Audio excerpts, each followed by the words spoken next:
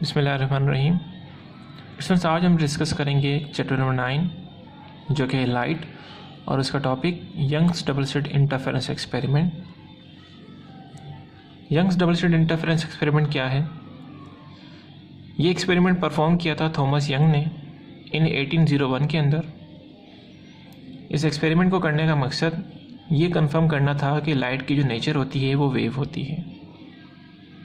Constructive interference leads to a bright band fringe और maximum. Results में हमारे पास जो चीज़ मिलेगी वो क्या मिलेगी? कंस्ट्रक्टिव इंटरफेरेंस मिलेगी, जिसको हम ब्राइट बैंड कहते हैं या मैक्सिमा का नाम देते हैं। अगर डिस्ट्रक्टिव रिजल्ट्स मिलते हैं तो हमारे पास उसे हम डार्क बैंड फ्रिंज कहेंगे या फिर मिनिमा का नाम देंगे। Comparison of wave and particle nature of light in young double slit experiment. इस एक्सपेरिमेंट को करने के बाद हम ये कंपेयर कर सकते हैं कि लाइट जो है वो इन दी फॉर्म ऑफ वेव है, या फिर हम लाइट को इन दी फॉर्म ऑफ वेव और पार्टिकल नेचर के बिटवीन जो है वो डिस्कस कर सकते हैं। अगर हम पार्टिकल की बात करें तो अगर लाइट एज अ पार्टिकल एक करती है तो only 2 points will appear on the screen. अगर लाइट को एज हम पार्टिकल कंसिडर कर लें तो होता क्या है कि 2 वेव्स जो है पार्टिकल की फॉर्म में इस तरह, एक पार्टिकल यहाँ आ रहा है, दूसरा पार्टिकल यहाँ आ रहा है। जब स्क्रीन के ऊपर वो स्ट्राइक करेगा तो जस्ट आपको 2 जो है वो पॉइंट्स मिलेंगे अगर हम लाइट को in the particle as a particle consider करते हैं। लेकिन अगर हम लाइट को एज अ वेव कंसिडर करें, the light will diffract and interference will happen making many fringes. अगर हम लाइट को एज अ वेव कंसिडर करते हैं तो लाइट जो है वो डाइफ्रैक्ट होगी। ये एक और फिनोमेना है लाइट से रिलेटेड जो इंशाल्लाह हम नेक्स्ट कमिंग लेक्चर में स्टडी करेंगे। लाइट डाइफ्रैक्ट करेगी और एक इंटरफेरेंस पैटर्न जो है आपको बना के देगी, जिसके अंदर बहुत सारे फ्रिंजेस होंगे, जिसमें ब्राइट और डार्क फ्रिंजेस मौजूद होंगे। Importance of Young double slit experiment, this prove that the light acts as a wave. जैसे कि आपको स्टार्ट में बताया गया कि इस एक्सपेरिमेंट को करने की जो इम्पोर्टेंस है वो ये है कि लाइट को एज अ वेव सपोर्ट करना है।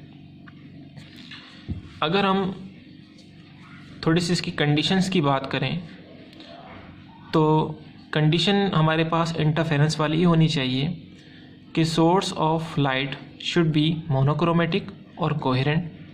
एक कलर आप यूज़ करेंगे और वहाँ पर 2 वेव्स जो कि सेम मीडियम में ट्रेवल कर रहे होंगे उनके दरमियान कोहेरेंसी होनी चाहिए। जैसे कि हम क्या यूज़ करेंगे सोर्स के तौर पे एज अ लेज़र। लेज़र में हमारे पास जो लाइट सोर्स होती है वो कोहेरेंट होती है, जैसे कि आपको यहाँ पिक्चर में दिखाया गया है। जबकि अगर हम एक नॉन कोहेरेंट लाइट सोर्स की बात करें तो ये आपको सिंपली कहाँ से मिलेगी? कोई भी नॉर्मली जो घर में यूज़ होता हुआ बल्ब होता है वहाँ से जो लाइट सोर्स निकलती हैं वो नॉन कोहेरेंट होती है।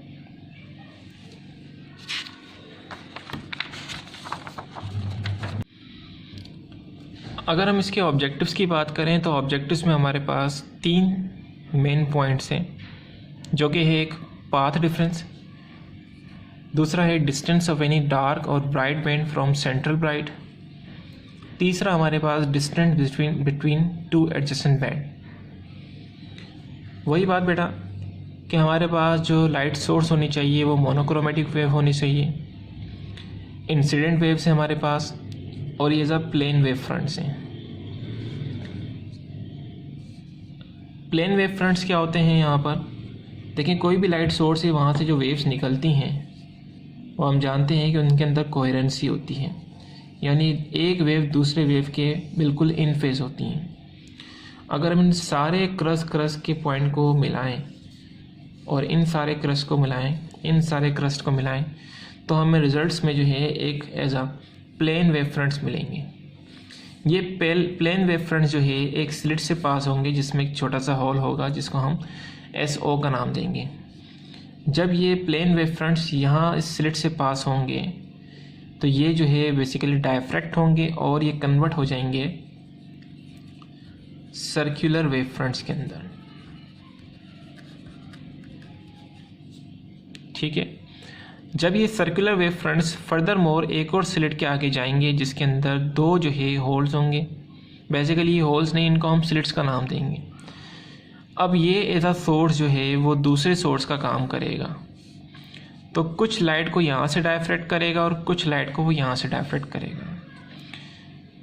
कुछ रेज जो S1 से पास होगी स्लिट से, वो यहाँ रेड से इंडिकेट की गई है। कुछ रेज जो कि S2 से पास होगी वो यहाँ ग्रीन से इंडिकेट की गई है। इस तरह कि ये दोनों वेव्स किसी ना किसी एक पॉइंट पर आकर अगर मिलेंगे तो कंडीशन ये होगी कि कुछ वेव्स के क्रस आपस में दूसरे क्रस से मिलेंगे और कुछ वेव्स के ट्रफ जो है वो पहली वेव के क्रस से मिलेंगे।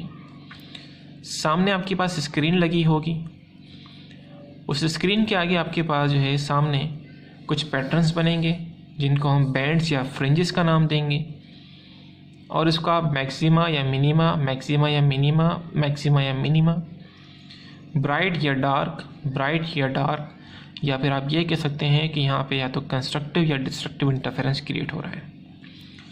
अगर कंस्ट्रक्टिव इंटरफेरेंस होगा तो वहाँ पर आपको ब्राइट बैंड मिलेगा, रोशनी मिलेगी, और अगर डिस्ट्रक्टिव इंटरफेरेंस होगा तो वहाँ पे डार्कनेस मिलेगी, अंधेरा मिलेगा।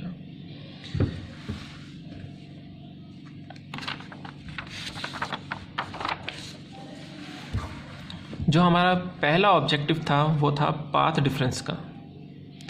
अब इस पाथ डिफरेंस को कैलकुलेट करने के लिए आपने इसी सेटअप के ऊपर जो है ना गौर करना है। लेट्स से अब हमारे पास ये एक सोर्स ये है, दूसरी सोर्स ये है, इनको हम स्लिट्स का नाम दे देते हैं। यहाँ से एक वेव निकलेंगी जो कि आपने कोई भी एक पॉइंट कंसिडर कर लेना है यहाँ पर, और वही यहाँ से S2 जो है वो दूसरी वेव निकलेगी।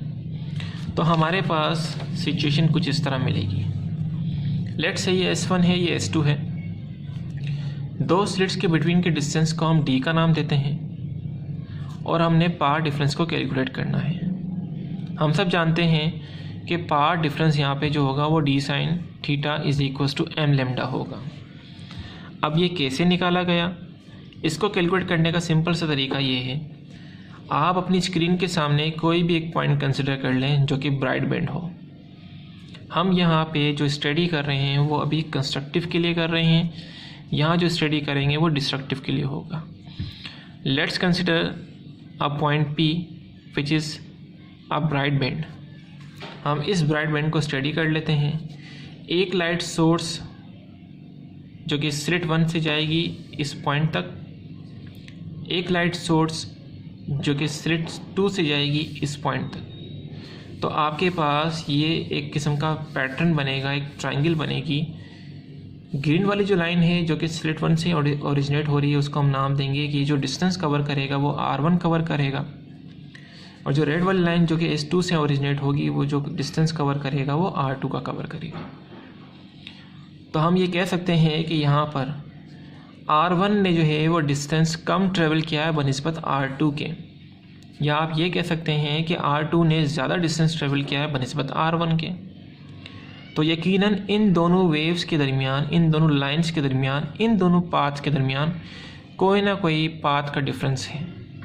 तो उस पाथ डिफरेंस को कैलकुलेट करने के लिए हम क्या करेंगे, स्लिट 1 से एक प्रोजेक्शन ड्रॉ करेंगे। तो हम कहेंगे कि आपके पास एक ट्रायंगल बन गई है। अब अगर आप ये हिस्सा देखें तो हम कहेंगे ये वो डिस्टेंस है जो कि R1 ट्रेवल कर रहा है, यानी स्लिट 1 ने जो ट्रेवल किया था, और ये वो पार्ट है जो कि स्लिट 2 ने ट्रेवल किया था। तो हम ये कह सकते हैं कि ये जो डिस्टेंस है आपके पास, ये वो डिस्टेंस है जो कि एक्स्ट्रा R2 ने ट्रेवल किया है। तो हमने इसी पाथ डिफरेंस को कैलकुलेट करना है। कैसे करेंगे, यहाँ पर आपके पास एक एंगल बन रहा है थीटा, और ये एक किस्म का आपके पास क्या है, ट्रायंगल है। ये आपके पास बेस है, ये परपेंडिकुलर है, ये हाइपोटेन्यूस है। हम यहाँ पर क्या यूज़ करेंगे, हम यूज़ करेंगे साइन थीटा जो कि होता है परपेंडिकुलर ओवर हाइपोटेन्यूस। परपेंडिकुलर क्या है आपके पास,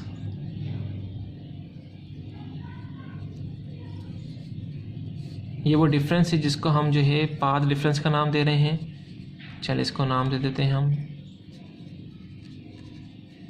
पाथ डिफरेंस, या फिर आप इसको ये कह दें कि ये डेल्टा आर है। तो जो परपेंडिकुलर है वो आपके पास क्या है, डेल्टा आर, हाइपोटेन्यूज किसके इक्वल है? हाइपोटेन्यूज है डी के। तो इस डी को अगर आप वहाँ स्विच कर दें तो ये हो जाएगा D sine theta is equals to delta R, और इस डेल्टा आर को बेसिकली हम क्या नाम दे सकते हैं? पाथ डिफरेंस का। ठीक है, और हम जानते हैं कि ये कंडीशन आपके पास पाथ डिफरेंस की है, और कंस्ट्रक्टिव इंटरफेरेंस के अंदर आपने स्टडी किया होगा इसकी कि पाथ डिफरेंस जो होता है कंस्ट्रक्टिव इंटरफेरेंस में वो m लेमडा के इक्वल होता है। और यहाँ m की वैल्यू आप 0, 1, 2, 3, 4 up to and so on ले सकते हैं। अगर आपने इंटरफेरेंस वाला टॉपिक स्टडी नहीं किया है तो नीचे डिस्क्रिप्शन के अंदर लिंक मौजूद है, आप वहाँ पे जाके गो थ्रू कर सकते हैं। अगर हम डिस्ट्रक्टिव इंटरफेरेंस की बात करें तो वो पॉइंट जो कि आपने पहले यहाँ पे एक ब्राइट बैंड को कंसिडर किया था, अब आप डार्क बैंड ले लें कोई भी, उस डार्क बैंड को कंसिडर करने के बाद आपने अगेन 2 रे पास करनी है, एक स्लिट 1 से दूसरा स्लिट 2 से। ये R1 है, ये R2 है, और ये उनके बिटवीन का डेल्टा R है जिसको हम पाथ डिफरेंस का नाम दे रहे हैं। हम जानते हैं कि पाथ डिफरेंस जो होता है वो m प्लस के 1/2 लेमडा होता है डिस्ट्रक्टिव इंटरफेरेंस में, और इसी को कैलकुलेट करने का सिंपल तरीका वही है कि B D is equal to D sine theta. Simplify आप करेंगे, इस एंगल को सॉल्व करेंगे, सॉरी इस ट्राइंगल को सॉल्व करेंगे। ट्राइंगल को सॉल्व करने के बाद आपके पास कंडीशन ये मिलेगी, ये बी डी रिप्रेजेंट कर रहा है पाथ डिफरेंस को, और पाथ डिफरेंस जो होता है आपके पास डिस्ट्रक्टिव इंटरफेरेंस में m प्लस के 1/2 लेमडा के इक्वल होता है। तो हमने पहला हमारा जो ऑब्जेक्टिव था उसको अचीव कर लिया है। Let's move to the second objective which is distance of bright and dark band from central bright. Students ये बात याद रखिएगा कि हमेशा जब भी हम यंग्स डबल स्लिट एक्सपेरिमेंट की बात करेंगे तो जो सेंटर वाला जो बैंड होगा वो हमेशा ब्राइट होगा। क्यों? क्योंकि कंसिडर करें कि आपके पास स्लिट 1 से एक रे इस तरह पास हो रही है, और कंसिडर करें कि एक रे जो है आपके पास स्लिट 2 से यहाँ पास हो रही है। चूँकि हम जानते हैं कि अब ये जो डॉटेड लाइन है और ये जो डॉटेड लाइन है 2 रे को रिप्रेजेंट कर रहे हैं, इन 2 रे के बिटवीन कोई पाथ डिफरेंस आपको नहीं मिलेगा। जब कोई पाथ डिफरेंस नहीं मिल रहा है तो हम ये कहेंगे कंडीशन हमारे पास जो है वो कंस्ट्रक्टिव इंटरफेरेंस वाली होगी। आगे मूव करते हैं, distance of bright and dark bands from central bright. Consider करें जो सेंटर वाला आपके पास बैंड है वो ब्राइट है, उस ब्राइट से लेकर उससे ऊपर या उससे नीचे किसी भी दूसरे ब्राइट बैंड तक जो है आप डिस्टेंस को कैलकुलेट करना चाहते हैं, जिसको हम रिप्रेजेंट कर रहे हैं y से। तो उस पॉइंट तक उसको हम p का नाम देते थे, और वहाँ से एक लाइन को ड्रॉ करेंगे तो हम कहेंगे हमारे पास एक ट्राइंगल बन गई है। ये हमारा ओरिजिन जिसको हम O से इंडिकेट कर रहे हैं। इस राइट एंगल में जो आपके पास एंगल बन रहा है जिसको हम थीटा का नाम दे रहे हैं, ये 90 है। याद रखिएगा स्क्रीन से लेकर स्लिट तक के डिस्टेंस को हम L से इंडिकेट करते हैं, और हम कहते हैं distance of bright band from central bright. Constructive के लिए हम बात कर रहे हैं अभी। अगर हम इस ट्राइंगल को ऑब्जर्व करें, इस ट्राइंगल में आपके पास OPC, ट्राइंगल OCP या OPC, यहाँ पर आपके पास कंडीशन क्या है कि आपने इस y को कैलकुलेट करना है जिसको मैं नाम दे रहा हूँ क्या? परपेंडिकुलर। परपेंडिकुलर को कैलकुलेट करना है आपने। परपेंडिकुलर क्या आपके पास y है, बेस क्या है L है, सब्स्टिट्यूट कर दिया। मैथ्स में आपने एक कंडीशन पढ़ी होगी कि जब आपके पास एंगल बहुत स्मॉल होता है तो उस टेन थीटा को हम इक्वल ले लेते हैं साइन थीटा के। तो इस टेन थीटा जो कि y/L है इसको हमने इक्वल ले लिया साइन थीटा के। Now this tan theta becomes sine theta which is y/L। अगर हम ब्राइट बैंड की बात करें तो हमारे पास जो कंस्ट्रक्टिव की कंडीशन होती है वो थी D sine theta is equal to m lambda. इस साइन थीटा की जो वैल्यू थी उसको आप यहाँ सब्स्टिट्यूट कर देंगे। Now this become D y/L is equal to m lambda. अब यहाँ पर आप जो है y को कैलकुलेट करना चाहते हैं तो इसको सब्जेक्ट बनाएं, और बाकी जितनी डिफरेंट जो है आपके पास फिजिकल क्वांटिटीज है इसको रीअरेंज करके इक्वल की दूसरी तरफ ले जाएं। तो हमारे पास कंडीशन आती है m λ L divide by D. m से मुराद आपका वो बैंड जो कि सेंटर से लेके उस नंबर तक है, लेट्स से 1 2 3, तो ये जो बैंड आपके पास ये 3 नंबर का है, तो मैं इस m की जगह पे 3 लूँगा। इस m को आप यहाँ पे सब्स्टिट्यूट करेंगे, वेवलेंथ को सब्स्टिट्यूट करें। स्क्रीन और स्लिट तक के डिस्टेंस को हम L से इंडिकेट करते हैं और स्लिट्स के दरमियान के डिस्टेंस को हम जो है D से इंडिकेट करते हैं। अगर हम वो पॉइंट डिस्ट्रक्टिव के लिए बात करें, यानी डार्क बैंड होगा आपके पास, तो ब्राइट सेंट्रल से लेकर उस डार्क बैंड तक की डिस्टेंस को हम y से इंडिकेट करते हैं और उसको कैलकुलेट करने का जो फॉर्मूला होगा वो भी सेम इसी तरीके से होगा। आप ट्राइंगल को कंसिडर करेंगे, सेम वही ट्राइंगल बनेगी OCP की। उस ट्राइंगल को आप सॉल्व करेंगे टेन थीटा की मदद से। टेन थीटा को आप इक्वल लेंगे साइन थीटा के। साइन थीटा की वैल्यू जो कि y/L होगी उसको आप सब्स्टिट्यूट करेंगे यहाँ पर। क्यों हम यहाँ पे चेंज कर रहे हैं? क्योंकि हम जानते हैं कि m प्लस की 1/2 लैम्डा जो कंडीशन हमारे पास वो डिस्ट्रक्टिव की होती है।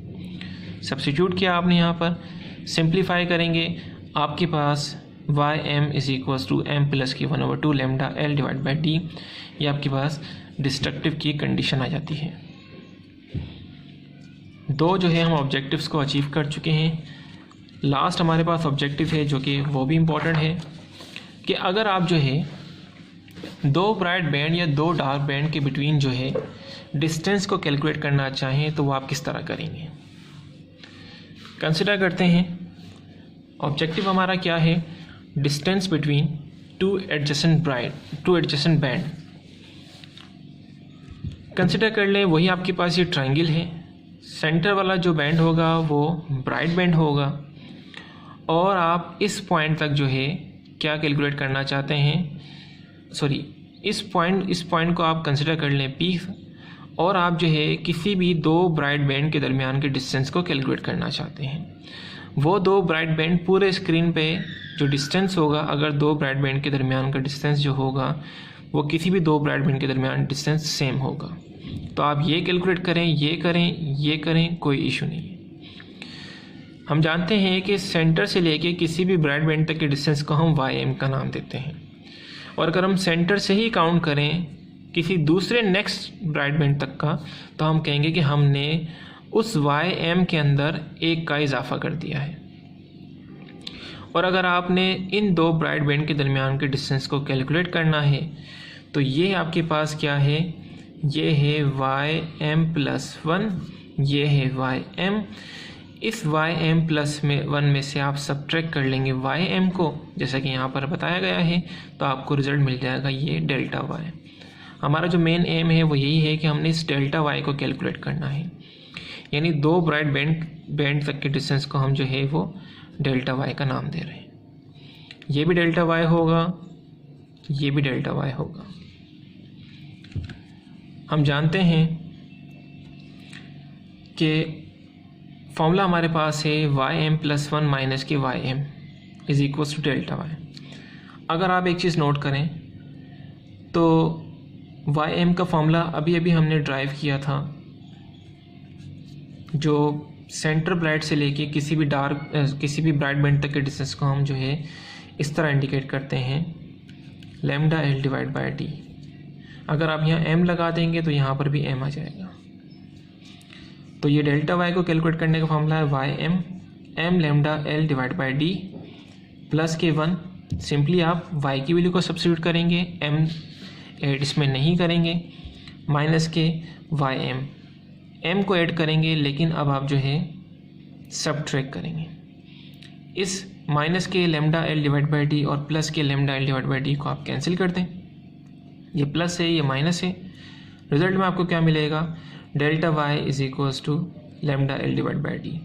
यानी कि दो ब्राइट बैंड तक के डिस्टेंस को अगर आपने कैलकुलेट करना है, दो एडजेसेंट ब्राइट बैंड तक के डिस्टेंस को कैलकुलेट करना है तो उसके लिए जो आप रिलेशन यूज़ करेंगे वो lambda L divide by D use करेंगे।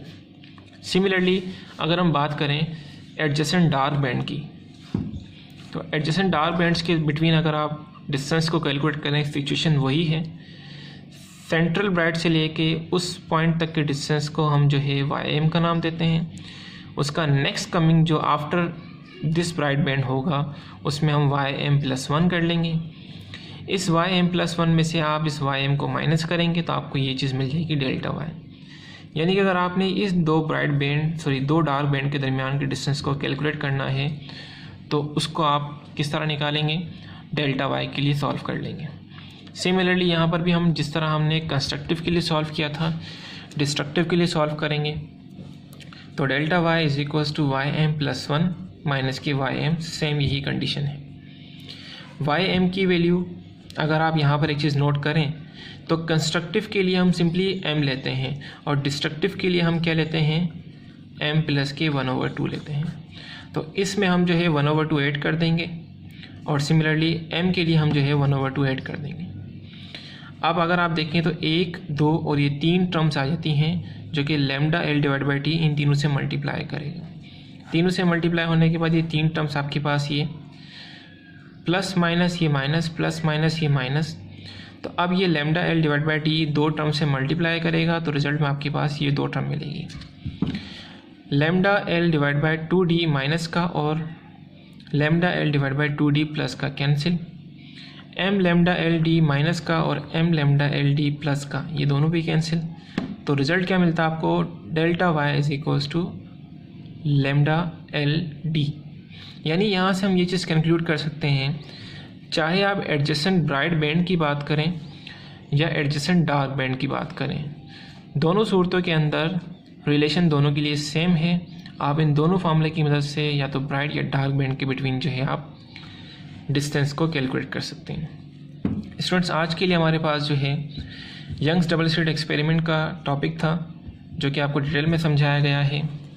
अगर कोई कन्फ्यूजन है, आपको कोई बात समझ में नहीं आई है तो नीचे कमेंट सेक्शन में जो है उसको इंडिकेट करें। इंशाल्लाह जल्द से जल्द रिस्पॉन्ड किया जाएगा। Thank you very much.